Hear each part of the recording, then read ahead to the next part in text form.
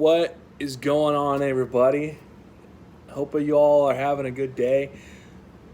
I wanted to hop in and talk some wrestling. That's right. I am a former wrestling coach. Now I'm a former wrestling coach because I decided to quit to focus more on my family. A lot of people see fault in that. Some people don't. But other than that, you know,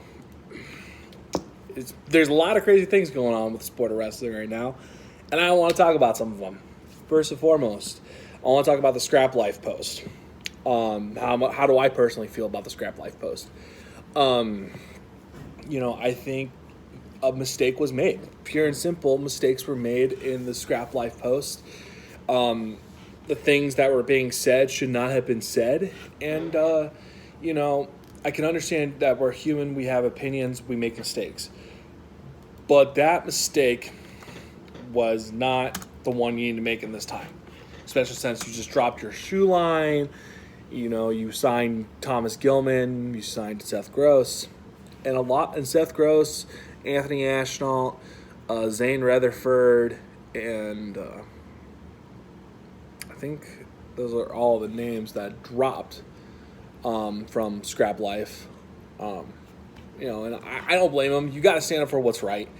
Now, as for David Taylor, Bo Nickel, and Thomas Gilman staying with the brand, again, that's entirely based on your perspective of things. And, David Taylor and Bo Nickel and Thomas Gilman all felt it was the right thing to stay with Scrap Life. And I have no disrespect towards them. I have no malice towards that. I think at the end of the day, you got to do what you got to do to provide for your family. You got to provide for entering tournaments, stuff like that. So I don't blame them for staying with the brand, but a lot of people may disagree with me. Some people may disagree with them, and that's perfectly fine. That's why we live in America. We have different opinions. You are allowed to believe whatever you want to believe. Now, speaking of Thomas Gilman, I want to talk about the Iowa to Penn State transfer. Now, do I think there's anything wrong with the Iowa program? No. Do I think there was anything wrong with Thomas Gilman moving to a different program? No. And here's why. Take a look back at 2016. Okay? Daniel Dennis and Tony Ramos. Those two guys were in the same wrestling room training at the same time for the same goal at the same weight class. Thomas Gilman and Spencer Lee are training for the same goal, the same weight class, the same room. I think Thomas Gilman made the smart move in saying, hey, I'm leaving. It's nothing against Iowa. I will always forever be a Hawkeye. However, it's the best decision for me to advance my career and to get good training partners like Zane Rutherford. Who else is in the Nittany Lion Wrestling Club? But you know what I mean? Like, Zane Rutherford's going to be a great training partner for him, returning world team member. And you're going to have those guys that are going to be able to push you.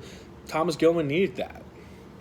Spencer Lee is a great training partner, but you have the possibility of facing him in the middle of the mat. You have the possibility of saying, hey, I'm going to wrestle this guy at the Olympic trials. I need to get out of here. I need to move on to different coaching and to get different looks at different people. So that way, when it comes time for me to wrestle Spencer Lee, then I have the one up because I got a different look. So I think Thomas Gilman, you made the right choice in moving to Penn State. Also, with your move to Penn State, you signed with Scrap Life, so I'm really happy for you. I've always liked you since, I was in high school. Thomas Gilman actually graduated a year after I did from SCUT. I graduated from Westside in 2011. Omaha Westside, I should say. So that's a little interesting fact about me.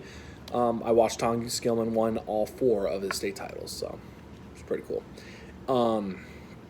And then my final piece that I wanted to talk about is Sebastian Rivera, a.k.a. Seabass.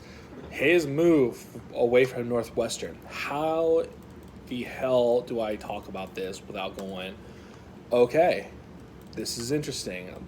And so, for me personally, I think what it comes down to, it all comes back down to, can I get good coaching? Am I improving myself? And Sebastian Rivera, he's a great wrestler. I think he's fantastic. However, I think he's looking more of past college. Northwestern, they have a RTC. Ryan Deacon's a part of it. But I also have to stop and think about, is it possible that Sebastian could be looking to join the New Jersey RTC? The answer is heck yeah. I mean, because you got to remember that Princeton, Rutgers, they're all in one RTC. They're both schools combined together. And Reese Humphrey is a fantastic coach. Look what he did with Pat Downey. Pat Downey went from having one of the worst senior level, tournaments in 2000. I believe it was 2018, and then he came back in 2019, and he wins the U.S. Open and the World Team Trials. Please tell me that's not because of a great coach. Tyler Graff has always been a good wrestler, but he was always placing second. 2019 Final X beats Joe Colon. Sorry, brain fart. Joe Colon, and takes the 61 kilogram world team spot. Please tell me that's not because of great coaching. Your coaches make a difference. So yeah, I mean, I applaud Sebastian Rivera for really taking the initiative in his folk style, from the differences between folk style season and freestyle season. I really think that's a great fit for Sebastian. But I do have one concern over that, because he bumped up to 133 for the Olympic trials because he's wrestling 57 kilograms. My question is, because Nick Suriano, he's also at 133. So my question is, who's going to cut? Is Suriano going to cut? Is Sebastian going to cut? It's all up in the air right now, but I'm just throwing that out there that, it's a great, I think I'm happy for Sebastian, but we really got to have a solid, it'd be great to have, my opinion would be Sebastian at 125 and then Suriano at 133, and then, you have a 1-2 banger. But that's just me. If you want to compete with the guys like Iowa who have Spencer Lee and Austin DeSanto, actually Iowa has a full roster, but those are the two names that really stick out. Trying to think of who else. I mean, you want to compete with the guys like Iowa, Penn State.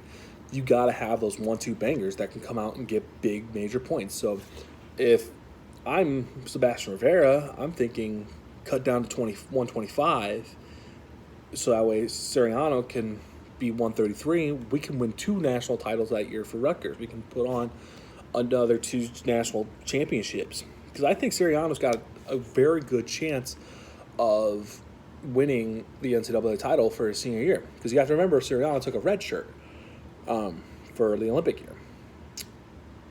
So I think that's very important to remember. And Sebastian, I believe, also took a red shirt before he returned to wrestle. Oh no, he didn't take a red shirt. That's right. Forgot about that. Anyway, I obviously have no clue what I'm talking about. But I'm ready to see how the Olympics turn out. I'm very excited to see the competitiveness that Rutgers can bring with a new addition of Sebastian Rivera. I'm just excited to see how it all unfolds. So, this is my very first episode of Let's Talk Wrestling. If you guys like this kind of video, please leave a like, leave a comment. I'd love to get your feedback on it. If you guys like it, I would love to do more episodes like this, especially when the season rolls around and when we get back into wrestling. Thank you guys so much for tuning in. I do appreciate it. Have a good rest of your day.